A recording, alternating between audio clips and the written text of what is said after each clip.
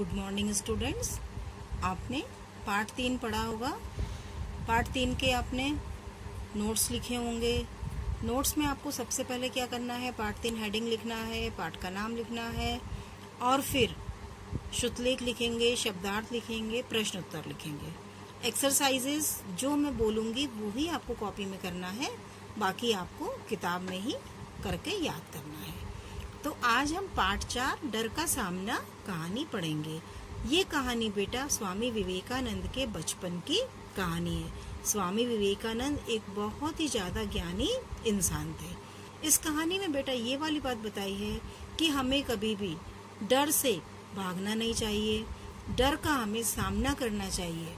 डर को कभी भी हमें दिखाना नहीं चाहिए कि हमें डर लग रहा है, हमें उसका सामना करने की कोशिश करना चाहिए। तो मैं कहानी चालू करती हूँ। आप हाथ में पेंसिल लीजिए और पेंसिल रख के आप कहानी को पढ़ने की कोशिश करेंगे। इसके बाद अगर आपको इसमें कोई कठिन शब्द नजर आता है तो उसको आप अंडरलाइन करते चलेंगे।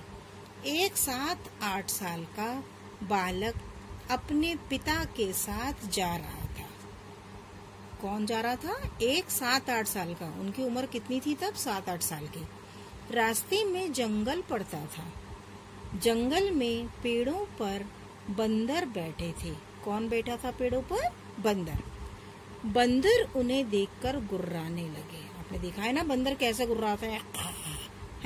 ऐसी आवाज निकालते हैं और फिर दांत निकालते हैं, हमको डराने की कोशिश करते हैं। कुछ बंदर पेड़ों से उतरकर आने लगे। बालक बंदरों को देखकर डर गया और भागने लगा।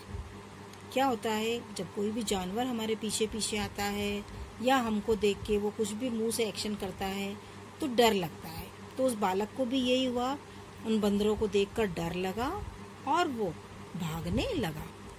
बालक को भागते देखकर बंदर भी उसके पीछे भागने लगे। आपने देखा होगा कि बंदरों की नकल करने की आदत होती है। क्या होती है? नकल करने की आदत। आप जो एक्शन करेंगे वो ही एक्शन बंदर भी करता है। तो जब बालक भागा तो बंदर भी बालक के पीछे पीछे भागने लगे। पिता ने आवाज लगाई और बोले, ठहरो, मत भागो। उनके पिता ने क्या बोला कि यहीं रुक जाओ, मत भागो। पिता की आवाज सुनकर बालक रुक गया। जैसे ही बालक ने अपने पिता की आवाज सुनी कि ठहरो, मत भागो, बालक भी रुक गया।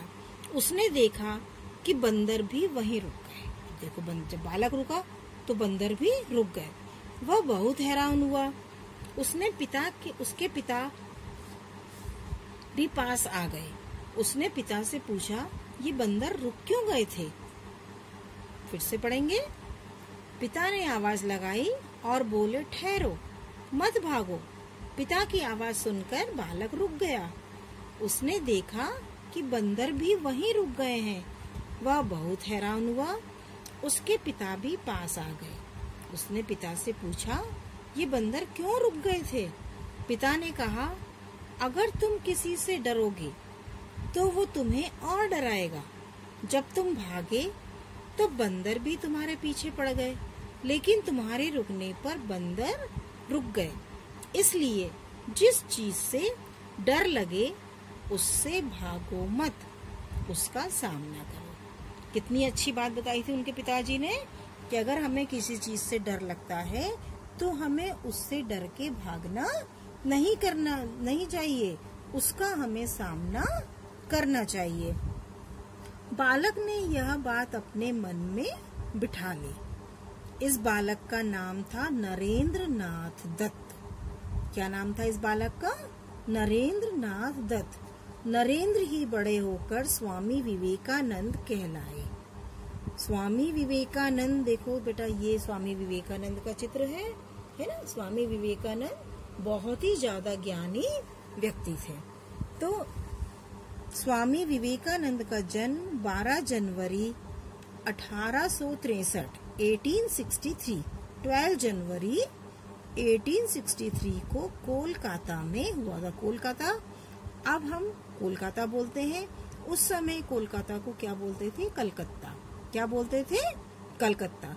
लेकिन जो अभी इस कलकत्ता को क्या बोलते हैं? कोलकाता। तो स्वामी विवेकानंद का जन्म 12 जनवरी 1863 को कोलकाता में हुआ था। रामकृष्ण परमहंस इनके गुरु थे। इनके गुरुजी का नाम क्या था? रामकृष्ण परमहंस। स्वामी विवेकानंद अपने गुरु की हर आज्ञा को खुशी खुशी मानते थे। देखो बेटा, आपको भी अपने गुरु की हर आज्ञा को बहुत अच्छी तरह से मानना है। अगर हम अपने गुरु की आज्ञा मानते हैं तो हमें कुछ सीखने को ही मिलता है और बहुत अच्छी अच्छी बातें सीखने को मिलती है। स्वामी जी ने अपने ज्ञान से भारत देश का नाम सारे संसार में रोशन किया। इनके जन्म दिवस को राष्ट्रीय युवा दिवस के रूप में मनाया जाता है। इनका जन्मदिन कब आता है? अभी आपने पढ़ा था, याद रहा कि भूल गए? याद है, 12 जनवरी।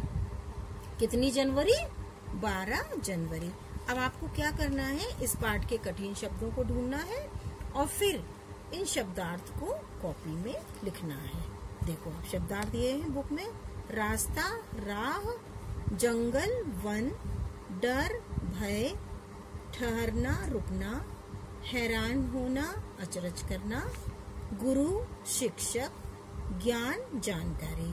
आपको ये इंग्लिश वाले वर्ड नहीं लिखना है, सिर्फ हिंदी के ही शब्द लिखना है। तो प्यारे बच्चों, आप इस पाठ को कम से कम घर पे 3 बार पढ़ने का अभ्यास करेंगे। इसकी एक्सरसाइजेस आप पढ़ेंगे।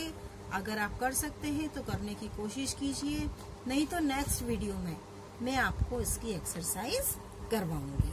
प्यारे बच्चों, घर में रहो, सुरक्षित रहो। धन्यवाद।